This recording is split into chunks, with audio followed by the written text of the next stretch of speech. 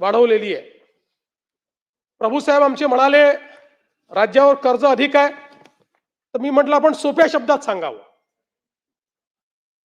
प्रभूसाहेब, मी तुमचं निवडणुकीचं ॲफिडेव्हिट बघितलं। तुमच्या निवडणुकीच्या ॲफिडेव्हिटमध्ये तुमची संपत्ती 14 कोटी आहे आणि तुमच्यावर दायित्व म्हणजे कर्जच म्हणू त्याला, हे 3,54,00,000 आहे।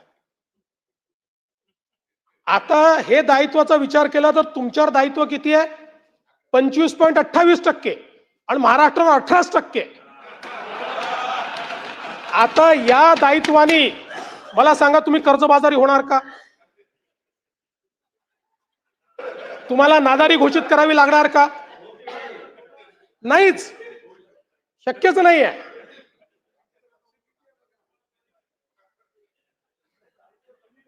अरे आमच्यासारखे मित्र आहेत तुमच्यासोबत, काय चिंता करता? पण नाहीच।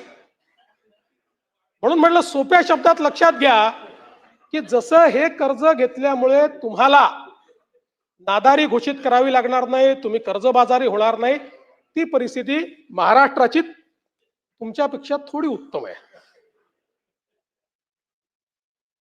आता आमचे जयंतराव तर थेट मणकर्णिका घाटावर पोहोचले। मला आनंद वाटला जयंतराव मंदिराचं, पुण्यश्लोक अहिल्यादेवींचं तुम्ही या ठिकाणी उल्लेख केला, चांगला उल्लेख केला, मला अतिशय आनंद आहे। कारण शेवटी आपण धार्मिक लोक आहोत आणि अहिल्या माता तर अशा आहेत की ज्यांनी संपूर्ण देशामध्ये ज्यावेळेस परकीय आक्रमकांनी धार्मिक स्थळ उद्ध्वस्त केली होती, ती सगळी स्थळ तयार करण्याचं काम हे अहिल्या मातांनी केलं। अर्थात तुमच्याही सरकारला अहिल्या देवींचा सन्मान करण्याची संधी होती, पण 66 वर्षात तुम्ही अहमदनगरचं नाव अहिल्यानगर नाही केलं। आणि आता ठीक आहे, तुम्ही थेट उत्तर प्रदेशात गेलात, मणकर्णिका घाट तोडला आणि काय काय केलं, काही खरं नाही। मणकर्णिका घाटाचं संवर्धनाचं काम चाललेलं आहे।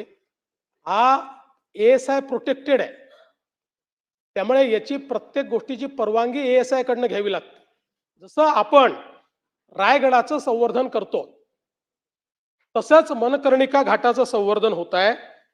आणि तिथे जे काही आहे अंत्यसंस्कार घाट, लाकूड ठेवण्याची जागा, धार्मिक विधीची जागा, मुंडन जागा, इतर बसण्याची जागा, प्रसाधन गृह, पिण्याच्या पाण्याच्या सुविधा, या सगळ्या गोष्टी तिथल्या सर्व मूर्तींचं जतन करण्यात आलेलं आहे।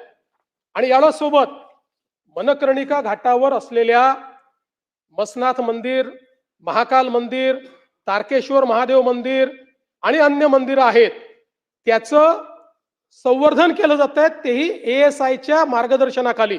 जसं आपण आपल्या ज्योतिर्लिंगांचं करतोय तशाच पद्धतीनं कुठलंही मंदिर तोडलं जाणार नाही, कुठलीही मूर्ती काढली जाणार नाही, उलट हा घाट वापरणं अधिक सुविधाजनक व्हावं या संदर्भात हे काम चाललेलं आहे। आणि त्या संदर्भातले सगळे फोटो देखील मी घेऊन आलोय, नंतर तुम्हाला पाठवून देतो की आज काय परिस्थिती आहे आणि नंतर त्याचं काय होणार आहे। आणि त्याचे जे मान्यता सगळ्या ASIने दिलेल्या आहेत, त्यामुळे मला असं वाटतं की तुमच्यासारख्या माणसांनी तरी अशा नरेटिव्हच्या भानगडीत पडू नये। हुशार माणसं जी असतात त्यांनी आकड्यातनं, तर्कातनं आपला नरेटिव्ह तयार केला पाहिजे।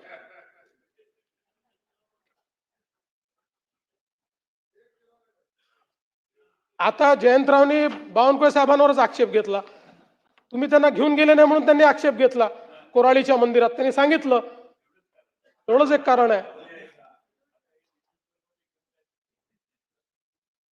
पण हे खरं नाहीये जयंतराव, आपण या ठिकाणी सगळ्यांकरता पैसे ठेवलेले आहेत, काही आराखडे आधी आले आहेत, काही नंतर आले आहेत, काही